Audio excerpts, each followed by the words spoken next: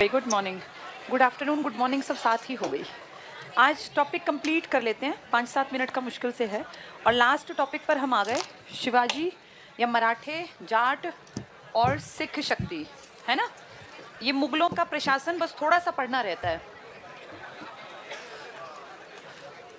ये जो काल हम पढ़ रहे थे, कौन सा काल था ये, जिसकी शुरुआत हुई थी 712 मोहम्मद बिन कासिम, इसके बाद महमूद गजनवी, और गजनवी के कुछ सालों बाद ही मोहम्मद गौरी।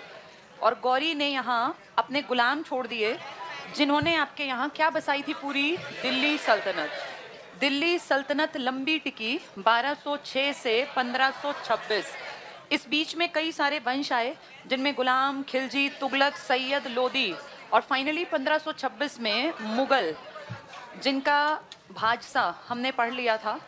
और ये स्टार्ट तो हुए थे 1526 में, लेकिन लास्ट इनका एंड हुआ 1857, जब तक क्या नहीं हुई, क्रांति। और क्रांति आप मॉडर्न इंडिया में पढ़ते हैं, वो मिडिवल इंडिया में नहीं पढ़ते, क्योंकि वहाँ से फिर अंग्रेजों की भारत पे पकड़ मजबूत होती है। ये रिवीजन है, जिसको नहीं सुन रहा उसके हाथ से सारी बातें गई, ये सब मैंने पढ़ा दिया तुम्हें। 1857 तक के इतिहास को हमने यहाँ नहीं पढ़ा, हमने 1707 जब किसकी मृत्यु हुई, औरंगजेब।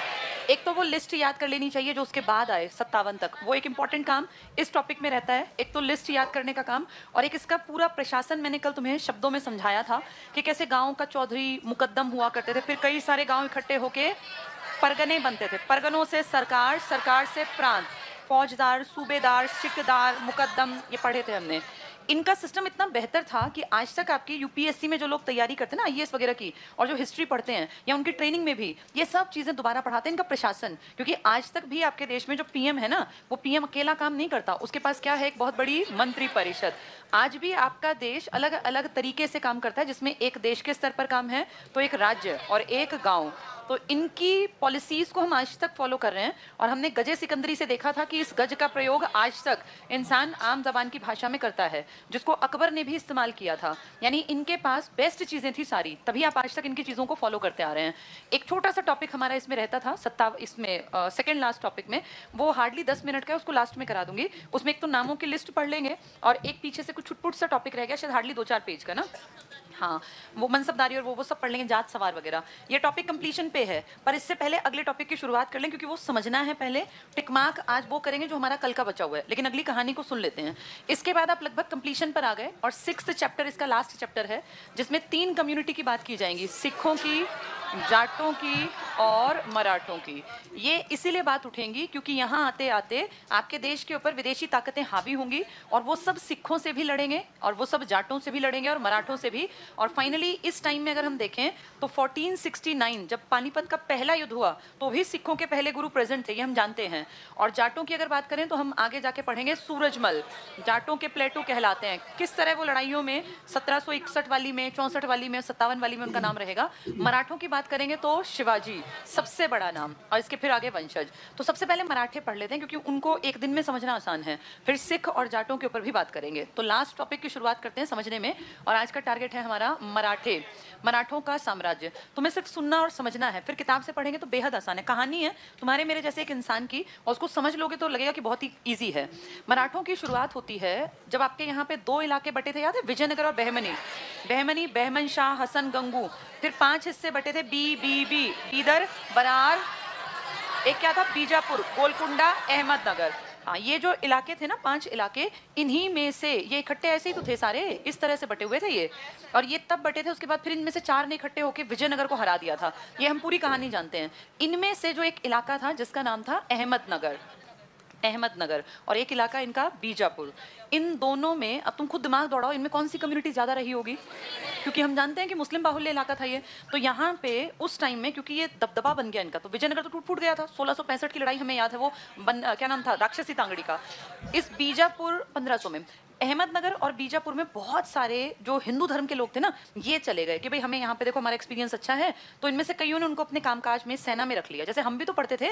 ये विजयनगर वाले नहीं, तुर्की धुरंधर रखते थे, तीरंदाज, ऐसे वहाँ ये लोग रह गए। इनमें से एक बहुत बड़ा वंश है जिसको कहते हैं भोंसले वंश। आगे जाके इसी में से शाहजी भोंसले, जो किसके पिता हैं, शिवाजी के, तो यहीं के तो थे ये एक तरह के ना गवर्नर मान लो, ताकतवर थे, पर क्योंकि हिंदू राज्य खत्म हो गया तो इन सबको अपनी रोजी रोटी चलाने के लिए मुस्लिम लोगों के अंडर काम करना पड़ा। इनमें एक आदमी है जिसका नाम है शाह जी भोंसले, ये पिता हैं जो शिवाजी आगे बहुत बड़े बनेंगे उनके पिता। तो इनकी शादी हुई थी जीजाबाई के साथ। जीजाबाई टिपिकल हिंदू महिला थी और उन्हें लगता था कि हिंदू धर्म के लिए हमें चाहे मरना पड़े मर जाना चाहिए, लेकिन इनके जो पति हैं वो काम किसके लिए कर रहे हैं? मुसलमान। और उनकी एक खास बात ये बताते हैं कि कभी वो मुगलों की सेना में शामिल हो जाते थे, कभी यहीं की सेना में, यानी वो एक तरह से इस्लाम धर्म के लोगों के प्रति अपनी सर्विसेज प्रोवाइड कर रहे थे, जिस बात से कौन नाखुश थी, क्योंकि इनका मानना था कि भाई मरना पड़े तो मर जाओ, हिंदुओं के लिए काम करो। जब इनका बेटा जन्मा जिसका नाम है शिवाजी, कहते हैं एक किला था शिवनेर का किला, और इसका नाम रखा गया था देवी शिवनेरी के नाम पर। जैसे हमारे यहाँ चंडी माता का मंदिर नहीं है, चंडी मंदिर चंडीगढ़ में, ऐसे शिवनेरी एक देवी थी, इनके नाम पर एक किला था शिवनेर का किला। यहाँ पे जन्म हुआ था किसका? शिवाजी का, और इसीलिए उनका नाम शिवाजी रखा क्योंकि इससे प्रभावित थी जीजाबाई। तो शिवनेरी की पूजा करती होंगी, किले का नाम शिवनेर का किला, और यहाँ जन्मे थे शिवाजी। इन देवी के नाम पे ही अपने बेटे का नाम शिव से शिवाजी बना दिया।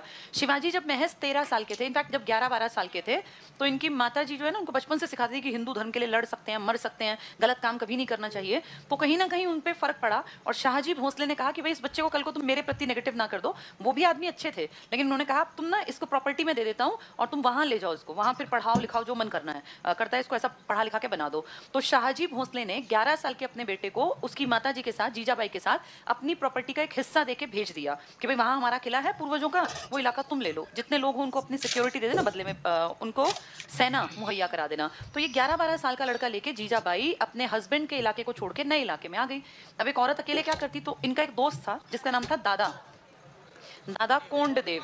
कुछ लोग कहते हैं कि इसके दादाजी थे, इसके दादाजी नहीं थे, ये इसके फादर के दोस्त थे, दादा कोंडदेव। तो कोंडदेव को इन्होंने कहा कि भाई ये बेटा भी मेरा भी छोटा है तो तू इनके साथ चला जा। जैसे 50-100 लोग तो राजाओं के साथ चलते ही थे, तो दादा कोंडदेव आ गए। कोंडदेव ने इसके बेटे यानी शिवाजी के संरक्षक के रूप में काम किया कि भाई मैं केयर टेकर हूँ, कल को कोई भी अटैक होता तो बच्चा थोड़ी जाएगा, तो मैं केयर टेकर हूँ, संरक्षक के रूप में। फिर जीजाबाई का प्रभाव बेटे पर था ही, इनके गुरु बने समर्थ रामदास। हिंदू धर्म में इनकी आस्था होनी ही थी क्योंकि गुरु के नाम में भी देखो राम दिखाई दे रहा है। और जीजाबाई कहते हैं पुरानी सारी अपनी ऐतिहासिक पौराणिक कहानियां सुनाती थी अपने बेटे को बचपन से। तो पिता के प्रभाव से मुक्त होके इस पे प्रभाव किस किस का पड़ा? दादा कोंडदेव का, अपनी माँ का और अपने गुरु का।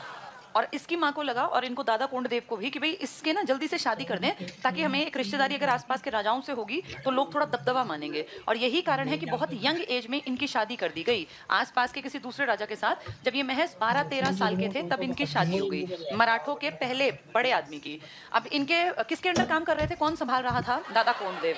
जब ये 16 साल के हुए ना तो इन्होंने पहली बार एक अभियान चलाया। इनका बर्थ ईयर है 1627, बहुत सारी किताबें कहती हैं, लेकिन विकिपीडिया कहता है 1630 में जन्मे थे। अगर तुम गूगल सर्च करोगे तो इनका बर्थ ईयर 1630 आएगा, वैसे किताबें कहती हैं 1627। अब ऑथेंटिक जानकारी इसलिए नहीं है क्योंकि ये कोई बहुत प्रतापी बड़े आदमी नहीं थे। इनके पिताजी देखो किसी के अंडर काम करते थे, तो इनकी चीज़ों को कौन लिखता? इसीलिए ये जनश्रुति कहती है 27, लेकिन विकिपीडिया गूगल कहता है 1630 में जन्मे। तो जब ये 16 साल के लगभग थे इसके अकॉर्डिंग, तब इन्होंने एक किला जीता था जिसका नाम था सिंहगढ़ का किला। ये इनका पहली जीत थी। तो सिंहगढ़ का किला किस उम्र में जीत लिया? फिर दादा कोंडदेव जैसे ऐसे कहते गए, 2-4 साल में इनकी बुद्धि का विकास हो गया, वैसे वैसे करते गए ये।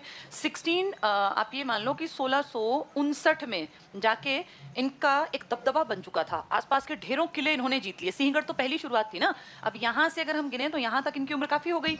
हाँ, अब इस एज में इन्होंने 12-13 साल में राजपाट शुरू किया छोटे से किले से, आसपास ढेर सारे किले थे, धीरे धीरे इन्हें जीतते चले गए। और इस जीत से साउथ इंडिया में एक आदमी को बड़ी चिंता हुई जिसका नाम था आदिल शाह। आदिल शाह। अब इस आदिल शाह ने अपने एक बहुत ताकतवर 7 फुट से भी लंबी हाइट थी और बहुत तगड़ा बिल्ड था, जिस आदमी का नाम था अफजल खां। अफजल खां कहते हैं 10,000 से 20,000 की सेना लेके चलता था, ये मतलब बड़ा आदमी था सेना का। तब 10-20,000 बहुत बड़ी बात थी। अफजल खां को आदिल शाह ने भेजा कि भैया नया नया लड़का उभरा है और ऐसा ना हो कल कोई हमारी इलाके छीन ले, क्योंकि जो ये किले छीने जा रहे थे ना, ये वो बेल्ट थी जिसमें अहमदनगर, बीजापुर, गोलकुंडा, बीदर और बरार। तो उसका कहीं ना कहीं डर ठीक था कि पता नहीं कौन एकदम से राजा बन के उभरा है। तो उसने अफजल खां को कहा कि तू जाके इस पे कंट्रोल करिए, नया हिंदू उभरता हुआ, जिसका नाम क्या था? अब शिवाजी को मारने का टारगेट लेके, क्योंकि ऐसे नया उभरता हुआ आदमी किसी को अच्छा नहीं लगता राजनीति में खासकर, शिवाजी को मारने का टारगेट लेके कौन चल पड़ा? सेना थी इसके पास बैक स्ट्रांग थी, क्योंकि आदिल शाही तो बहुत तगड़ा कामकाज था ना इनका, इस्लाम धर्म में इनका बहुत मतलब एक इंटरेस्ट था। तो शिवाजी जैसे ही पता चला अफजल खान चल पड़ा, तो यह वहां से निकल लिया अपनी टेरिटरी से, क्योंकि इसके पास तो सेना ही 1000 आदमियों की, इसकी 10,000 से तो सेना स्टार्ट होती थी, तो ये 10 से 20,000 आदमी लेके चलेगा, और उसकी कुल मिला के सेना कितनी है? 1000। कुछ भी कर ले जीत नहीं सकता, इसके पीछे बैक है, पैसा बहुत है, और सेना और पैसा दो चीज अगर हैं तो आपकी जीत निश्चित होती है। ये यहाँ कमजोर है, तो ये अपनी टेरिटरी छोड़ के और जंगल में चले जाएंगे, क्योंकि भाई मरना क्या लिखा है, क्यों मरे। ये अपना इलाका पूना के आसपास का छोड़ के और जंगल में भाग जाएंगे। ये क्योंकि मारने का टारगेट लेके आया, तो ये सोचेगा कुछ ना कुछ कह के सुन के बीच बिचौलिए का इस्तेमाल करके मैं इससे बात करके ही जाऊंगा, क्योंकि मारे बिना जाऊंगा तो कल फिर ये निकलेगा जंगल में से। इसने एक आदमी बिचौलिया पकड़ा, और बिचौलिया पकड़ा हिंदू ब्राह्मण, कि भाई तू जा इस जंगल के एरिया में कहीं ना कहीं शिवाजी है, और तू एक मैसेंजर के तौर पे, एक दूत के रूप में जाके मेरा मैसेज दे दे कि मैं इससे सिर्फ मिलने आया हूँ, मेरा कोई टारगेट इसको मारने का नहीं है। तो कहते हैं शिवाजी ने जब उस आदमी के साथ बैठक की, तो एक मंदिर था यहाँ छोटा सा जंगल के बीच में कहीं, वहां बुलाया उसको और कहा देख तू भी हिंदू मैं भी हिंदू, जिसका तू मैसेज लेके आया वो है मुसलमान, अगर तू मंदिर में बैठा है तो झूठ मत बोलना। इसने कहा भाई मैंने नमक खाया अफजल खां का, अफजल खां ही मेरा पेट भरता है, मैं उसकी बात करूंगा। तो इसने कहा ठीक है, तू उसके नमक का भी अपना हक अदा कर दे, तू मुंह से कुछ बोलना ही मत, मैं जो पूछूं बस हाँ और ना में उत्तर देना। तो इसने पूछा अफजल खां के बारे में शिवाजी ने इससे कि क्या अफजल खां मुझसे सच में बातचीत करने आया है। तो इसने मना कर दिया कि नहीं, उसका टारगेट तुझे मारना ही, बोलने की जरूरत नहीं है, नहीं मतलब मारने आया है। तो उसका भी धर्म रह गया, अफजल खां के नमक खाए हुए आदमी का भी, और शिवाजी ने अपनी बात पता कर ली। तो शिवाजी ने कहा कि ठीक है, तू जाके उसको कहना कि मैं डर गया और मैं बहुत भय में आतंकित हूँ और मैं उससे मिलना चाहता हूँ, लेकिन शर्त ये रहेगी कि वो सिर्फ एक आदमी को लेके आए, कहीं लिखते हैं 3 कहीं कहते हैं 1। तो अफजल खां यहाँ आ जाए मिलने मुझसे, मैं और वो आमने सामने हो, एक अंगरक्षक मेरा एक उसका, बस हम कोई हथियार कोई औजार कुछ नहीं लेके चलेंगे। दोनों आ गए। अफजल खां बहुत चालाक था और इसका टारगेट ही उसको मारना था। इसकी हाइट मैंने बताया 7 फुट से ज्यादा, लंबा तगड़ा बिल्ड, ये हाइट हेल्थ में बहुत नॉर्मल से थे। शिवाजी तुमने मूवीज में देखे दुबले पतले सी पर्सनालिटी के थे। तो शिवाजी महाराज जब इनसे मिलने गए, अब तक तो महाराज थे भी नहीं, अभी तो नॉर्मल एक मराठा सरदार है। अफजल खां से, अफजल चालाक था, अफजल अपना एक कटार छिपा के लाया था अपने कपड़ों में। तो उसको था कि जैसे ही आएंगे हम गले मिलेंगे, भाई दोस्ती दिखानी थी ना, तो जैसे ही गले मिलूंगा, इसका तो शरीर बहुत तगड़ा है, ये पीछे से कटार निकाल के उसकी कमर में घोप देगा। ऐसा प्लान कौन बना के आया? अफजल का ये प्लान पहले से किसके दिमाग में था? शिवाजी। वो जानता था ये मिलने नहीं आया, तो कहते हैं इसने एक इस तरह का अस्त्र हाथ में पहना जो बाहर से देखने में अंगूठी जैसा लगता था, और अंदर उसके बहुत शार्प इस तरह के दांत टाइप के थे, आदमी देखे तो लगे कि कोई गहना पहना है, और वैसे बिल्कुल दिखा कि कुछ नहीं है। जब ये आमने सामने आए तो गले मिलते ही अफजल खां को तो अपनी वो कटार निकालनी थी, तो शिवाजी पहले से जानता था कि ऐसा करेगा। तो कहते हैं जैसे ही वो उसके क्लोज आया भाई गले मिलने के लिए, तो गले मिलने से पहले शिवाजी ने अपना हाथ जो था पंजा फैलाया और इसका पूरा शरीर फाड़ दिया। तो वहीं के वहीं पीछे गिर गया। 7 फुट का आदमी, लंबा तगड़ा, एक एक अंगरक्षक था। शिवाजी समझदार पहले ही थे, और ये गुरिल्ला युद्ध पद्धति में नंबर 1 थे।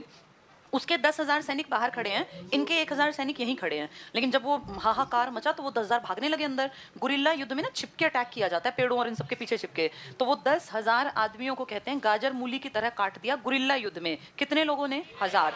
1,000 और 10,000 में जमीन आसमान का अंतर है। इनकी पर्सनैलिटी भी अपोजिट थी, लेकिन इस युद्ध में कौन विजयी हुआ? शिवाजी। और यहाँ शिवाजी का नाम चल गया कि शिवाजी को कम मत समझो। शिवाजी के पास ना बड़ी सेना, ना ज्यादा हथियार, ना कोई बहुत बड़ा राजा, लेकिन शिवाजी ने किसका मर्डर कर दिया? अफजल खां का। ये कब की घटना है? 1659 की।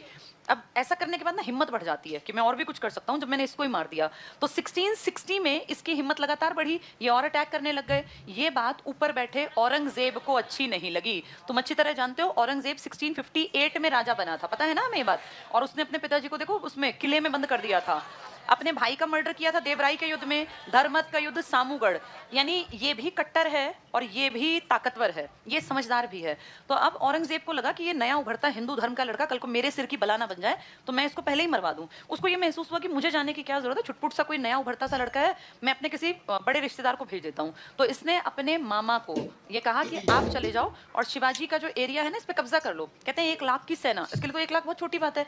1 लाख की सेना लेके इसके मामा, जिनका नाम था शाइस्ता खान, ये कूच कर गए पूना की तरफ। तो अब एक नया आदमी आ गया, शाइस्ता खान। और ये कब आया है? 1660 में। अभी उसको राजा बने 2 ही साल हुए हैं, वो 58 में बना था अपने पिताजी को कैद करके। तो ये 1660 में यहाँ आ गए। शिवाजी ने फिर देखा भाई लाख की सेना से लड़ना पॉसिबल नहीं है, वो फिर भाग गया यहाँ से, जंगलों में चला गया। इसलिए कुछ लोग कहते हैं कि शिवाजी को ना जंगलों का चूहा कहते हैं या पहाड़ों का चूहा। गलत है, ये गलत तरीके से इस्तेमाल किया गया। इनसे बहुत लोग डरते थे, लेकिन जब सेना के साइज की बात करें, 1 लाख सैनिक लेके कोई आएगा तो कोई कितना ही तेज दिमाग हो, स्ट्रेटेजी मेकर हो, लेकिन वो मर सकता है। और मरना क्या लिखा था? शिवाजी जब भी गड़बड़ होती जंगलों में भाग जाते। अगर कभी आप पूना की तरफ गए हैं तो पूना पूना में ना पहाड़ियां हैं, और ऐसी पहाड़ियां हैं, हाइट ज्यादा नहीं है, लेकिन इनके बीच में रास्ते कहाँ से कहाँ निकलते हैं पता नहीं चलता, नॉर्मल हम जैसे लोगों को। और मैंने आपको बताया था कि औरंगजेब के पूर्वजों का भी पानी पे कभी कब्जा नहीं रहा, नौसेना नहीं थी ना इनके पास, इनको पहाड़ों की, दक्षिण के पहाड़ों की और पानी की समझ नहीं थी, जिसका फायदा इन लोगों को मिलता था, दक्षिण की पट्टी वाले लोगों को। तो शिवाजी को कंट्रोल करने के लिए ऊपर से कौन आया? 1660 में शिवाजी भाग गए जंगल में, इन पहाड़ों में आराम से रह रहे हैं। 3 साल शिवाजी बाहर नहीं आए, 3 साल इन्होंने अपना काम जंगलों में निकाल लिया। अब शाइस्ता खान परेशान हो गया, बड़ी सेना लेके पड़ा है, फाइनली धीरे धीरे आदमी को लगता है भाग गया होगा, क्योंकि ऐसे बहुत लोग भाग भी जाते थे। इसने ध्यान देना बंद कर दिया। और मुगलों की एक बहुत बड़ी कमी थी, जो मुगलों के जितने भी रिलेटिव थे, कि ये ना लोकल लोगों के साथ अच्छा व्यवहार नहीं करते थे, तो ये बड़ा बदतमीजी करते थे, उनको परेशान करते थे। तो लोकल लोग हमेशा जो इनका दुश्मन है ना उसके साथ दोस्ती निभाते थे, यानी लोकल जनता किसको पसंद करेगी? और शिवाजी को ही मारने कौन आया है? शाइस्ता खान धीरे धीरे करके अपना, इसको लगा कि भाग भूग गया, अब तो मैं यही राज करूंगा, मैं ही राजा हूं यहाँ का। शाइस्ता खान जब मेंटली फ्री हो गया, उस दौर का फायदा उठाया शिवाजी ने। और कहते हैं एक बारात आ रही थी, तब बारात कई कई दिन रुकती थी, शादी ब्याह में कई कई दिन बारात, तो जैसे आ गई बारात तो अगला पूरा दिन रात, उससे अगले पूरे 3-4 दिन वहां शादी के उत्सव चलते थे। इस बारात में 400 सिपाहियों को लेके अपने बारातियों के कपड़े पहने और बारात के साथ नाचते कूदते आ गए शहर के अंदर। ये बात पूना में पहुंच गए। किसके कान में नहीं गई ये बात? क्योंकि 3 साल में आदमी को लगता है कि अब कौन आने वाला है, अब तो मर गया वो। ये बिल्कुल फ्री है। यहाँ बारातियों के साथ 400 आदमी आज रात अटैक करने के लिए, शाइस्ता खां को मारने के लिए तैयार हैं। अब शाइस्ता खां बेखबर होकर सो रहा है, और जब ये रात के 1-2 बजे की गहरी नींद में है ना, तब शिवाजी इसके ठिकाने पे अटैक करता है 400 लोगों को लेकर। उस टाइम को ट्यूबलाइट नहीं था कि ऑन कर दी देख लिया कौन है, मशाल जलती थी, उनको बिल्कुल कम करके सो के आराम से पड़े हुए थे। उतने में भगदड़ मच गई, समझ में ही नहीं आया कि क्या हुआ क्या नहीं हुआ। और कहते हैं यहाँ ये शाइस्ता खां के कमरे तक पहुंच गया, और शाइस्ता खां जब एकदम से भगदड़ मची तो बाहर झांक रहा था खिड़की से, और इसने अपने हाथ ऐसे रख के गर्दन निकाली ना, तो इसने तुरंत से, अब अंधेरा था पता ही नहीं चला, शिवाजी ने वार किया तो इसकी 3 उंगली कट के गिर गई, और ये वहां से ऐसा भागा कि फिर गायब ही हुआ, पता ही नहीं चला कहाँ गया। बाद में कहते हैं ये बंगाल में मिला था, तो वहां पूना से, हाँ ऐसा इतिहास में लिखा है कि ये पूना से भाग के बंगाल में चला गया। किसका मामा था ये? अब सोचो, भारत के बादशाह के मामा को हराना मतलब बादशाह को हराना, ये हार बादशाह की है, और इससे किसका और बड़ा नाम हो गया? अब शिवाजी को लगा मैं कुछ भी कर सकता हूँ, क्योंकि मैंने आदिल शाही अफजल को मार डाला, मैंने इसके मामा को ऑलमोस्ट मार ही दिया था, तो अब इसकी हिम्मत इतनी बढ़ गई शिवाजी की, अब तो ये ताकतवर बन गए। अगले साल 1664 में ये इनके गढ़ में घुसेंगे। औरंगजेब का बहुत बढ़िया गढ़ था सूरत, और यहाँ व्यापार होता था, तो पानी, कपड़ा और ये सब तो बहुत पहले से चल रहा था ना आपके यहाँ पे, तो ये यहाँ से उठ के सूरत पे अटैक करेगा, यानी औरंगजेब के मेन शहर पर, जो कि अमीरों का शहर था। और कहते हैं 4-5 दिन यहाँ के लोगों को लूटा, और उस टाइम पर 1 करोड़ रुपए इकट्ठे करके और फिर वापस पूना चला गया। अब ये सीधा खुला चैलेंज किसको कर दिया? अब तक तो आदिल शाही तक बात थी, फिर शाइस्ता खां तक, अब किसका शहर लूट लिया? तो औरंगजेब को लगा अब मुझे बड़ा स्टेप लेना चाहिए, तो दुनिया हंसेगी ना कि अपना वैसे तो बादशाहों का वो बनता है, और वैसे देखो छोटे मोटे राजा इससे नहीं संभलते। इसीलिए 1665 में औरंगजेब ने राजस्थान साइड के एक बड़े राजा मिर्जा जयसिंह को कहा कि तुम ले जाओ सेना, और कुछ भी करके इस बार शिवाजी को, मामा ने जैसी गलती की तुम्हें नहीं करनी, तुम्हें उसको पकड़ना भी है और उसकी बेइज्जती भी करनी है, और उससे संधि करनी है, जिसमें कि उसको फील हो कि मेरे साथ गलत हुआ। अब वहां से लाखों की सेना, दल बल, गज सेना और ये सब लेके निकल पड़ा। शिवाजी को समझ में आ गया कि अब ये मतलब औरंगजेब गुस्से में है, और वो 3 साल नहीं, वो 5 साल 10 साल भी यहाँ टिका रहेगा, दिक्कत है मेरी, मैं कितने दिन छिपूंगा। इसीलिए शिवाजी ने डिसाइड किया कि मैं बिना लड़े ही एक तरह से सामने जाके कह दूंगा ठीक है भाई मुझसे गलती हो गई, संधि करनी है। तो शिवाजी ने समझदारी की, और किसके साथ संधि करने की बात के लिए राजी हो गए? हाँ, मिर्जा राजा जयसिंह, ये उपाधि होती थी मिर्जा राजा। राजा का नाम क्या है? जयसिंह। 1665 में जयसिंह ने कहा देख तू भी हिंदू मैं भी हिंदू, लेकिन मेरे हाथ बंधे हैं, मुझे किसने भेजा है? औरंगजेब, और उसने ये मुझे मैसेज दिया है कि मैं कुछ भी करके तुझे संधि करवाऊं तुझसे। तो शिवाजी ने कहा ठीक है भाई, देख हर समय एक सा नहीं होता, कभी शाइस्ता खान का टाइम था, अफजल खान का, मेरा समय था, आज शायद इसका समय है, तो उसने कहा ठीक है संधि कर लेते हैं। अब संधि करने के लिए राजी शिवाजी हुआ है, तो नीचे पलड़ा हो गया शिवाजी का, और ऊपर कौन है? जयसिंह। इसने अब तक यहाँ 35 किले, बड़े बड़े 35 किले जो थे वो अपने अधिकार में कर लिए थे। किस लड़के ने? शिवाजी ने। तो 35 किलो में से इसने कहा 23 किले तुझे लिखने पड़ेंगे। इनमें ना उस टाइम करोड़ों रुपए की आय होती थी। राजा बड़ा बनता है टैक्स से, और टैक्स लोग देते हैं जहां प्रोडक्शन होता है। तो 35 में से 23 किले गए किसके हाथ से? तो ये किले नहीं गई, ये उसकी सोर्स ऑफ इनकम गई। अब उसके पास महज 12 किले बचे। 12 में तो इतना ही आएगा कि अपना घर परिवार चला ले, पेट भर ले, वो राजा नहीं बन पाएगा। तो ये 23 किले किसके हाथ में चले गए? औरंगजेब। तो शिवाजी के मन में आया कि यार अब मेरी स्थिति ऐसी है, मुझे संधि करनी पड़ेगी। लेकिन उसने कहा मैं मिलना चाहता हूँ औरंगजेब से। भाई औरंगजेब कितना प्रतापी है, इतना बड़ा राजा, कितनी सेना, कितना दलबल इसके पास है, तो तुमसे मिल तो लूं। और इसके गारंटी पर कि ठीक है मैं तुझे मिलवा दूंगा, ये औरंगजेब से मिलने अपने बेटे को लेके, इसका बेटा था संभाजी। तो शिवाजी और संभाजी ये दोनों पहुंच गए कहां पर? हाँ, ये पहुंचे आगरा में। क्योंकि आगरा का किला तो अकबर के टाइम से हम पढ़ रहे थे। आगरा के किले में पहुंचे और आप सबको पता है यहाँ इनकी बेइज्जती कर दी थी। कैसे बेइज्जती की गई? क्योंकि जब राजा आता था, ये औरंगजेब आता था ना, तो कभी तुम जाओ आगरा के किले में, तुम्हें बताएंगे वहाँ गाइड कि ये दीवाने आम था, दीवाने आम, दीवाने खास, ये हर जगह है। तो इसमें क्या होता था, यहाँ सिंहासन पे राजा बैठेगा, इसके सामने पूरा ये खुला है, जैसे पिलर्स खड़े हैं, ऊपर पूरी छत, नीचे जमीन और बाकी चारों तरफ से खुला। एक जगह राजा का यहाँ पीछे की तरफ बड़ा सा एक सोफा सेट टाइप रखते थे। तो अब यहाँ पे ना ऐसे ऐसे लाइनों में खड़े होते थे जिनको बातें करनी थी। अब इन लाइनों के बनाने का एक तरीका था। यहाँ पहले आओ पहले पाओ वाली कंडीशन नहीं थी, यहाँ थी औकात से आदमी की, उसकी हैसियत कितनी है। तो जो बड़े मनसबदार थे वो यहाँ खड़े होते थे, इनके पीछे कम वाले, इनके पीछे कम। जो जितना कमजोर है उसको राजा से उतनी दूर रखा जाता था, क्योंकि उनके पास ज्यादा पैसे नहीं थे लेकिन थे वो मनसबदार। तो ये मान लीजिए सबसे पीछे 5,000 की एक मनसब वालों की लाइन थी, यहाँ 5,000 मनसब वाले आदमी खड़े थे, आगे 50,000 मनसब वाले खड़े थे। तो इनकी लाइन में ले जाके दरबार में पीछे खड़ा कर दिया शिवाजी को। शिवाजी अपनी तरफ से तो राजा ही थे ना भाई, उन्होंने अफजल खान को मारा, शाइस्ता खां को मारा, तो उन्हें लगता था जब मैं जाऊंगा तो ये मुझे दरबार में अपने सामने बैठाएंगे। लेकिन यहाँ अभी राजा आया ही नहीं और उसके नौकरों ने जाके कहा वहाँ लाइन में लग जाओ, खड़े हो गए वहाँ। फिर जब ये आया तो जैसे सब लोगों ने भाई सलाम किया, ये किया, तुरंत वो बोला कि आप कहने को तो भारत के बादशाह हैं लेकिन आपके यहाँ तो मेहमान नवाजी की भी अकल नहीं है। तो उसने कहा किसकी मेहमान नवाजी नहीं की? तो बोला मैं आया था। बोला तू कौन है? तो बोला मैं राजा। तो बोला अच्छा तेरा राज्याभिषेक कब हुआ, कहाँ का राजा? तो अब तक शिवाजी ने अपना राज्याभिषेक नहीं कराया था। और हम पढ़ते हैं कि वैदिक काल में भी राज्याभिषेक होते थे, यज्ञ होते थे। तो ये एक हंसने का कारण बन गया, जैसे सब लोग हंसने लग गए कि कैसा अजीब अपने आप को राजा बता रहा है और किसकी बराबरी पे बता रहा है भाई, वो तो बादशाह, उसके तो बाप दादा परदादा। तो ये शिवाजी को बड़ा एक ह्यूमिलिएटिंग फील हुआ और यहाँ से फिर ये तू मैं करने लग गए। तो औरंगजेब ने कहा पकड़ो इसको, इसको फांसी की सजा। तो फिर जयसिंह बीच में आए, यहाँ कहीं जयसिंह भी थे, उन्होंने कहा भाई मेरी जबान पे ये आदमी आया है और ये मैं कह के लाया था कि आपकी मीटिंग हो जाएगी, तो ठीक है इसने बदतमीजी की, इसको मारो मत, किले में कैद कर दो। तो यहीं इसी किले का एक पार्ट था जिसको जयपुर भवन बोलते हैं। इस जयपुर भवन में इसको और इसके बेटे को कैद कर दिया। कहते हैं बाद में बेटा तो भाग गया था पहले ही, फिर इसको पकड़ के रखा था, बेटे पे उतना ध्यान नहीं दिया। शिवाजी महाराज यहाँ सिर्फ 2, अभी तो महाराज नहीं है, अभी शिवाजी हैं, मराठों के सैनिक में सबसे बड़े हैं।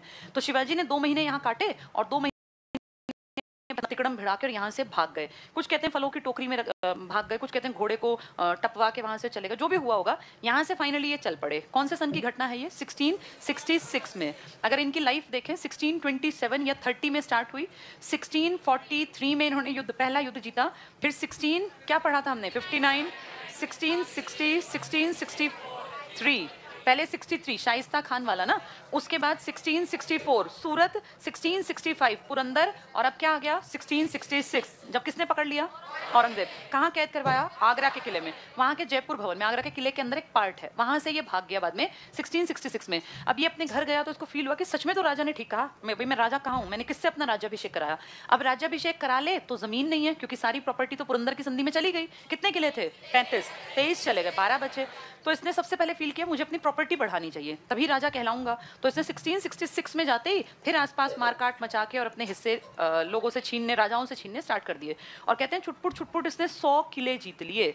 अब ज्यादा ध्यान ऊपर भी किसी ने नहीं दिया, क्योंकि उन्होंने देख लिया कि ये कुछ है नहीं ज्यादा, ऐसा उनको फील हुआ कि ये ज्यादा कुछ कर नहीं पाएगा। तो यहाँ 100 किले जीतने में इनको कई साल लग गए और 1670 आते आते इनके मन में आया कि दोबारा से सूरत को मुझे लूटना चाहिए, पैसा बढ़िया मिलता था ना। तो उन्होंने दोबारा से 16, पहले कब आया था यहाँ 1664 में, फिर 1670 में दोबारा से सूरत को लूटा, पैसा बनाया और फिर अपनी सेना बढ़ाई, अपने हथियार बढ़ाए, अपनी टेरिटरी बढ़ाई। और फाइनली 1670 में जब इनको खूब सारे किले इनके आधिपत्य में आ गए तो 4 साल बाद 1674 में इन्होंने एक बहुत, उस टाइम के कोई प्रगाढ़ पंडित ब्राह्मण थे, उनको बुलाया और उनको फिर अपना राज्याभिषेक करवाया। और पूरे में जैसे नहीं राजाओं का राज्याभिषेक होता है तो वो भेरी घोष बजता है और जनता आती है, यानी एक सिस्टमैटिक तरीके से इन्होंने अपने नाम के आगे क्या लगवाया? छत्रपति शिवाजी महाराज। अब तक ये मराठा सेनापति टाइप थे, अब ये छत्रपति शिवाजी महाराज हैं। कौन से सन में ये छत्रपति बने हैं?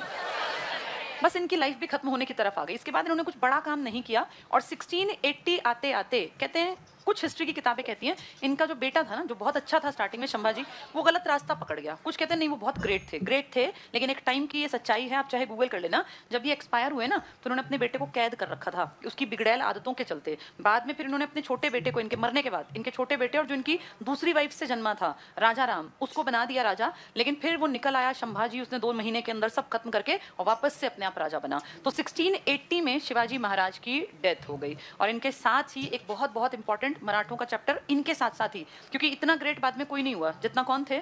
शिवाजी। आप देखो शिवाजी किससे भी टक्कर लेकर आए थे, चाहे उन्होंने समझदारी में संधि की, लेकिन औरंगजेब के दरबार तक जाना और उसके महल में से भाग जाना भी कोई नॉर्मल आदमी का काम नहीं था। तो ये बहुत ताकतवर थे और अपने एरिया में स्वामी बन के रहे थे, मराठों के पहले आदमी। इनके बाद इनका बेटा, जिसका नाम क्या था, संभाजी। संभाजी ने भी छत्रपति की उपाधि धारण की, संभाजी महाराज बने। संभाजी लंबे नहीं टिके, 1680 से 89 इनको भी औरंगजेब ने मरवा दिया और इनके बेटे को उसने कैद कर लिया। इनका बेटा था शाहू, तब शाहू बहुत यंग थे। 1689 से 1707 तक शाहू इन्हीं के पास रहा। इनकी पत्नी के बारे में पता ही नहीं चला, वही मरवा दी गई होंगी। संभाजी 9 साल राज कर गए। इसके बाद राजा राम, इसने 1689 से 1700 तक राज किया, पर कहते हैं बहुत अच्छा आदमी था। इसने हमेशा शाहू की कुर्सी को खाली रखा और हमेशा उसके साइड में बैठा। ये बोला मैं तब तक राजपाट में हूं जब तक मेरे भाई का बेटा नहीं आ जाता। भाई शाहू किसका बेटा है? और इंडियन कल्चर, हिंदू कल्चर था कि बड़े भाई का ही हक है, और फिर उसके बेटे का, फिर उसके बेटे का। तो इसलिए संभाजी तो मारे गए, संभाजी को तो औरंगजेब ने मर्डर करवा दिया, तो उनके बेटे को पकड़ लिया। तो इसने कहा मैं सिर्फ तब तक राजपाट संभालूंगा जब तक अपनी गद्दी पे कौन ना आए, शाहू। लेकिन ये मर गए, शाहू तो नहीं आया, शाहू तो 1707 के बाद आया। फिर इनकी पत्नी ने कहा कि हमारा बेटा राजा बनेगा, शिवाजी सेकंड। और ये तब 4 साल का बच्चा था, तो ये क्या काम करेगा? इसीलिए इनकी पत्नी, जिसका नाम था ताराबाई, ये काम करने लग गई। लेकिन आदमियों को ये बात रास नहीं आई और एक संगठन बन गया जो ताराबाई से चिढ़ता था और जिसको लगता था कि ये हक खा जाएगी किस बच्चे का।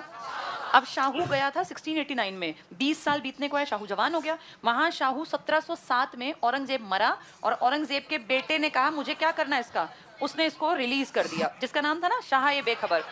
उसका टारगेट ये था कि शाहू जाके अपनी चाची से लड़ेगा, और ये सच्चाई भी है। ये दोनों चाची और भतीजा लड़े और एक युद्ध था, खेड़ा का युद्ध या खेड़ युद्ध। इस युद्ध में एक बात क्लियर हुई। अच्छा, शाहू भी था, ताराबाई भी अच्छी थी, किसी ने किसी को मारा नहीं। ताराबाई ने कहा ठीक है, जो हिस्सा तुम्हें लगता है, सतारा इनकी राजधानी बन गई थी ना बाद में, पहले रायगढ़ थी, पहले शिवनेरी, फिर रायगढ़, फिर सतारा। तो इसने कहा ठीक है मैं इलाका छोड़ देती हूँ, मैं और दक्षिण में चली जाती हूँ, कोल्हापुर। ये अपने बेटे को लेके कोल्हापुर चली गई। आज भी महाराष्ट्र में एक शहर है कोल्हापुर। और जो ये शाहू था, ये सतारा जो इनकी मेन राजधानी बनी थी इसके टाइम पर, जब संभाजी थे ना तब राजधानी रायगढ़ थी। जब उन्होंने अपना तिलक नहीं करवाया था 1674 में, राजधानी रायगढ़ थी। लेकिन अब संभाजी जब बने, संभाजी ने भी रायगढ़ बनाई। संभाजी जब मर गए तो फिर औरंगजेब तो जिंदा था ना, इसने इनकी राजधानी पे कब्जा करवाने के लिए अपने आदमी भेजे और डर के मारे वहां से कौन चले गए कि कहीं मुझे भी मार दें। ये वहां से छोड़ के कहां चले गए? सतारा। सतारा भी महाराष्ट्र है, रायगढ़ भी महाराष्ट्र है, कोल्हापुर भी। तो सोचो कितने छोटे एरिया के राजा हैं कि छोटी छोटी राजधानी बना रखी है। और अब सतारा इसकी राजधानी भी है, फिर इसकी पत्नी ने भी राजधानी रखी। लेकिन लड़ाई के बाद, कौन से युद्ध के बाद, अब इसकी पत्नी कहां चली गई? कोल्हापुर। और ये कहां रह गया? कौन रह गया यहाँ? शाहू। शाहू को बुद्धि नहीं है क्योंकि वो कोई ऐसा बहुत काबिल लड़का नहीं बन पाया, दूसरों के अधीन कैसे पड़ता। इसीलिए शाहू ने अपना मुखिया बना दिया पेशवा को और कहा पेशवा ही सब काम देखेंगे। फिर इसकी चाची भी कमजोर हो गई। कहते हैं ये शिवाजी सेकंड मर गया अल्पायु में ही, चाची का बेटा मर गया, चाचा पहले ही मर गए। तो इसको लगा कि लड़ने झगड़ने से क्या रखा है, दोनों ने एक संधि कर ली, चाची और भतीजे ने, वारना की संधि।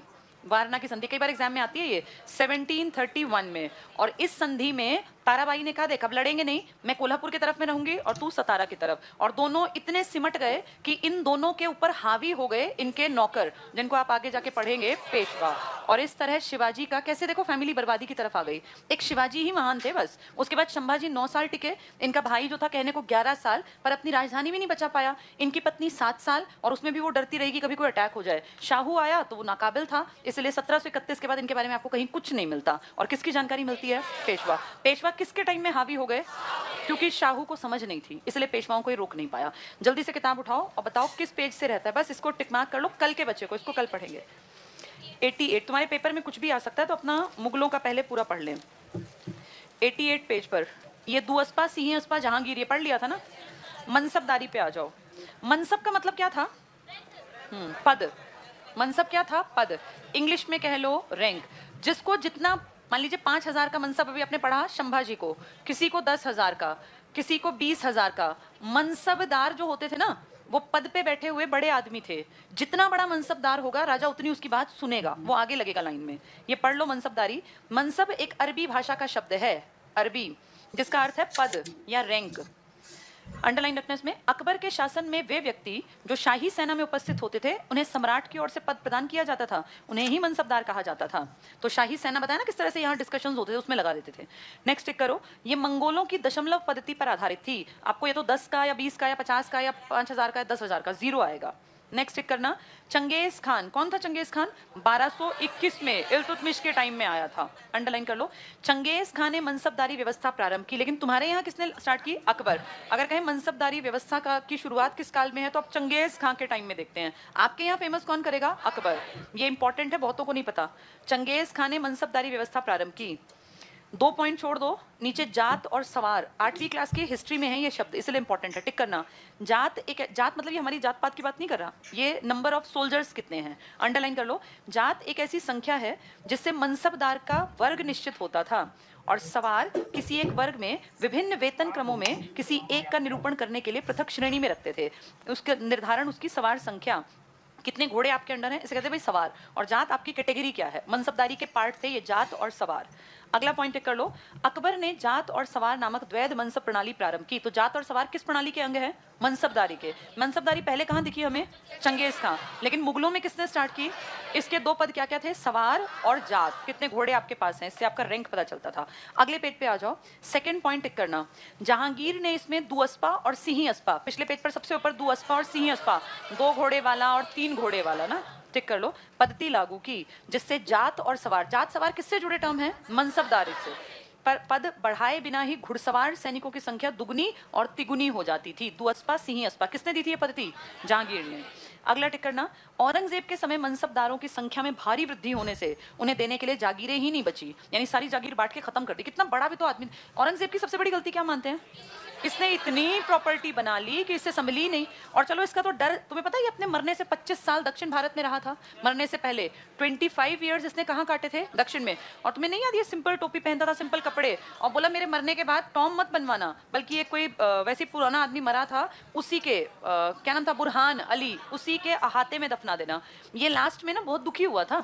ये मत सोचो कि इसने बड़ा राज किया, लेकिन इतने विद्रोह हुए क्योंकि प्रांत बहुत ज्यादा थे। हर प्रांत में जब देखो विद्रोह, कभी कहीं, तो फाइनली अपनी लाइफ के लास्ट के 25 साल इसने दक्षिण भारत में दिए। जबकि इसके देखो बाप दादा परदादा सब लोग लाहौर, काबुल, दिल्ली, आगरा, लेकिन ये कहाँ जाके दफनाया गया है? औरंगाबाद, दक्षिण भारत, महाराष्ट्र में।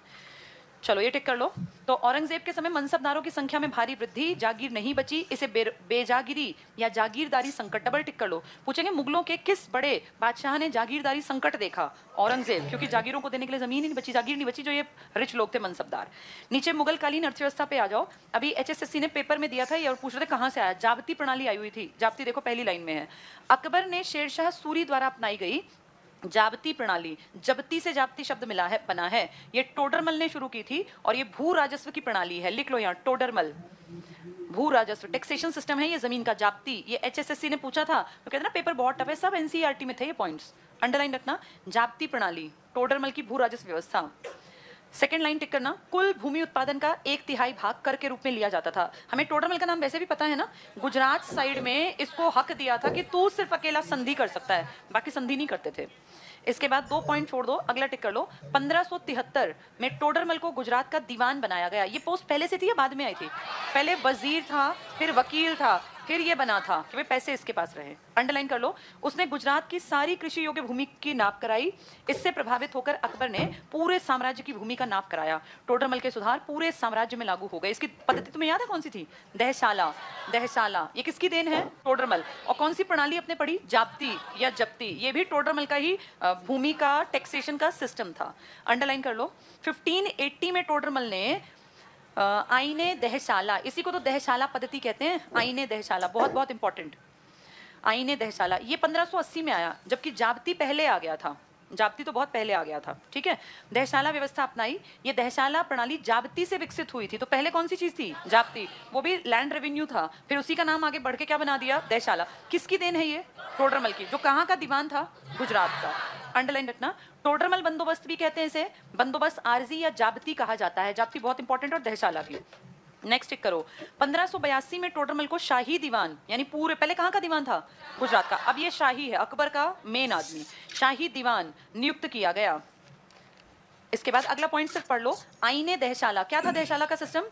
टैक्स इकट्ठा करना, पढ़ लो बस। आईने दहशाला के अंतर्गत अलग अलग फसलों के पिछले 10 सालों के उत्पादन और उस समय उनके प्रचलित मूल्यों का औसत निकालकर उस औसत का 1/3 राजस्व के रूप में वसूल किया जाता था, कर को नगद के रूप में, यानी 10 साल में कितनी बार इस फसल में कितना प्रोडक्शन हुआ, कितने रुपए का, उससे एक एवरेज निकालते थे। क्या नाम था इस पद्धति का? आईने दहशाला। इससे पहले क्या सिस्टम था? जाप्ती। जाप्ती का ही रूप बदल के दहशाला किसने बना दिया? टोडरमल, जो पहले कहाँ का दीवान था? गुजरात, अब कहाँ का है? शाही दीवान। अगले पेज पे आ जाओ, पहला पॉइंट टिक करो। दहशाला प्रणाली, जिसको आईने दहशाला भी कहते हैं, एक प्रकार की रैयतवाड़ी प्रणाली थी। रैयत मतलब क्या होता है? किसान। किसानों की तो जमीन मपेगी ना, अंडरलाइन कर लो, क्योंकि इसमें कृषक सीधे ही सरकार को लगान देते थे, तो सीधे किसानों का सरकार के साथ रिलेशन कौन सी पद्धति में था? दहशाला, आईने दहशाला। कब बनाई थी ये? 80 में। किसने दी थी? ठीक है। इसके बाद ये 4-5 पॉइंट आते नहीं है, सिर्फ समझाने के लिए थे। यहाँ देखो, जहाँ ये 1 2 3 4 1 2 3 4 लिखे हुए हैं, इनके नीचे वाला पॉइंट, अकबर ने भूमि नापने के लिए रस्सी के स्थान पर बांस की जरीब, मैंने कल जरीब बताया था, ऐसे चेन टाइप लंबी सी होती है जिसमें कि सही सही माप कर सकें, तो ये टिक कर लो। बांस की जरीब का प्रयोग किया था। जरीब का प्रयोग करने वाला पहला शासक अकबर ही था। इससे पहले गज का प्रयोग था, अब इसने गज को जरीब मतलब बांस टाइप की ऐसे लकड़ी का एक आइडियल साइज, जैसे हम नहीं इंची टेप से नापते हैं, ऐसे जरीब थी ये। लंबाई नापने की एक यूनिट मान लो, जरीब, बांस का यूज करता था ये। इसके बाद लास्ट पॉइंट टिक करना इसमें, शाहजहां काल में मुर्शीद कुली खान ने दक्कन की लगान व्यवस्था में टोडरमल और मलिक अंबर की लगान व्यवस्था के अनुसार सुधार किया, इसलिए मुर्शीद कुली खान को दक्कन का टोडरमल, एग्जाम में आ जाएगा, दक्कन का टोडरमल कौन था? मुर्शीद कुली खान। टोडरमल की कौन सी पद्धति फेमस हुई? दहशाला। कब दी इसने? 1580 में। जो किससे विकसित की थी? जाप्ती से। मनसबदारी के 2 टर्म बताना जिनसे रैंक पता चलता था, जात और सवार। घोड़ों की संख्या सवार से और उसका क्या रैंक है? ये जात से। इसके बाद राजस्व प्राप्ति, इसमें एक एक लाइन है, बस टिक कर लो। जजिया, जकात, खुम्स, उस्र, खराज। अगले पेज पे आ जाओ, भूमि और गांवों के प्रकार। इनमें ज्यादा नहीं पढ़ना, बस रीडिंग थोड़ी थोड़ी दे देना। पहला पॉइंट टिक करना, भूमि के प्रकार में खालसा। बताओ खालसा जमीन किसकी थी? राजा। राजा इस पे किससे खेती करवाता? दास से, गुलामों से। टिक कर लो खालसा। जागीर। खालसा टिक करना, केंद्रीय सत्ता के अधीन भूमि जिसका राजस्व सीधे केंद्रीय खजाने में जाता था, यानी राजा की प्रॉपर्टी। जागीर टिक कर लो, वेतन के बदले दी जाने वाली भूमि जागीर। किसके टाइम में जागीरदारी संकट आया था? यहाँ लिख लो, अपने आप लिखो, जागीरदारी संकट औरंगजेब। क्यों आया ये? मनसब ज्यादा बना लिए मनसबदार, इतने मनसबदारों को जागीर देगा तो जागीर समाप्त हो जाएगी, क्योंकि इसने टेरिटरी बहुत बढ़ा ली थी। इसके बाद आ जाओ, इसमें एक जगह लिखा देखो, ददनी। मिल गया ददनी। ददनी प्रथा पता है क्या थी? जैसे इसको समझ लो पहले, मान लो कपास का प्रोडक्शन बहुत अच्छा हुआ, राजा पहले से जो कपास प्रोडक्शन कर रहे हैं ना, इनको कहेगा तुम्हें सारा कपास मुझे बेचना है, जितना कपास होगा, बदले में उनको पहले से अग्रिम धनराशि दे देगा। इसे कहते थे, कौन सी प्रथा है ये ददनी। ददनी पढ़ के देखो, इसमें अमीरों को राज्य की तरफ से जरूरत पड़ने पर दिया जाना, इसको छोड़ दो, ददनी टिक कर लो। कारीगरों को दिया जाने वाला अग्रिम भुगतान, जो पहले से कि तुम ये काम हमारे लिए करो, इतनी शर्ट बनाओगे या इतने काम करोगे, चाहे कपास का प्रोडक्शन है या शर्ट बनाने का काम, एडवांस में जब पहले से दे देते थे पैसा कि तुम्हें ये काम हमारे लिए करना है, इसे क्या कहते थे? ददनी। ये ददनी पूछ लेते हैं बहुत बार। नीचे आ जाओ, उद्योग धंधे लिखे हैं बिल्कुल लास्ट में, अंडरलाइन करना। मुगल काल में उद्योग धंधे विकसित अवस्था में थे। सेकेंड पॉइंट, आगरा, मुल्तान, फतेहपुर, जौनपुर कालीन बनाने के लिए प्रसिद्ध थे। अगला पॉइंट, गुड़ और चीनी बनाने के उद्योग बंगाल में, गुजरात में और पंजाब में काम था। नेक्स्ट पेज पर सेकंड पॉइंट टिक करना। भाई ये पेपर में जो चीजें छोटी छोटी लिखी है ना, जैसे कैलिको लिखा है, ददनी, ये सब 8वीं की हिस्ट्री में है। आज जाके अगर 8वीं का कोई बच्चा पढ़ता हो ना, तो उसकी किताब में देखना NCERT में ये एक्सप्लेन की गई है। जैसे आ जाएगा कैलिको क्या है, तो वहां तुम चकराओगे कैलिको क्या है। अगला पॉइंट देखो, सूती वस्त्र उद्योग सबसे विकसित अवस्था में था। मुगलों के टाइम क्या सबसे ज्यादा बढ़िया था? सूती वस्त्र। इसलिए मैंने कपास का एग्जांपल दिया ददनी में, अंडरलाइन रखना। भारतीय सूती वस्त्र की भारत से बाहर बहुत मांग थी, सबसे अधिक निर्यात सूती वस्त्र का होता था, इसे कैलिको कहा जाता था। डबल टिक कर लो, सूती वस्त्र को जो हम निर्यात करते थे उसे क्या कहते थे? कैलिको। जैसे कपास को पुराने टाइम में क्या कहते थे? सिंडॉन। ऐसे अब सूती कपड़े का नाम क्या था? कैलिको। ये विदेशों में सबसे ज्यादा जा रहा था पुराने टाइम से, अब भी। लास्ट पॉइंट टिक कर लो, रेशमी वस्त्रों को पटोला कहते थे। हाँ, तुम्हें ये तो याद रह ही जाएगा। आगे पढ़ो, रेशम उद्योग के केंद्र ढाका में, मैंने तुम्हें बताया ना मखमली था, एक पूरी चादर एक रिंग में से निकल जाती थी, ढाका का मखमल। रेशम उद्योग के केंद्र ढाका, कश्मीर, आगरा, लाहौर, दिल्ली थे, फिर भी रेशम का आयात होता था। तुम बताओ तुम्हारे यहाँ बेस्ट रेशम कौन सा है? नहीं, अरे शहतूत का, ये नहीं पूछ रही मैं कह रही हूँ सबसे बेस्ट क्वालिटी का रेशम तुम्हारे यहाँ मलबरी है। अच्छा, वैसे एक रेशम जो बहुत बहुत ज्यादा डिमांड में है वो है मूगा सिल्क। कहाँ मिलता है? ये बहुत बार आता है, बहुत ज्यादा बार। यहाँ एक लाइन लिख लो, ये लिखो, मूगा सिल्क असम में है। अच्छा, सुबह ही पढ़ाया था, ठीक है, बहुत अच्छी बात। चलो मुद्रा प्रणाली कल पढ़ेंगे।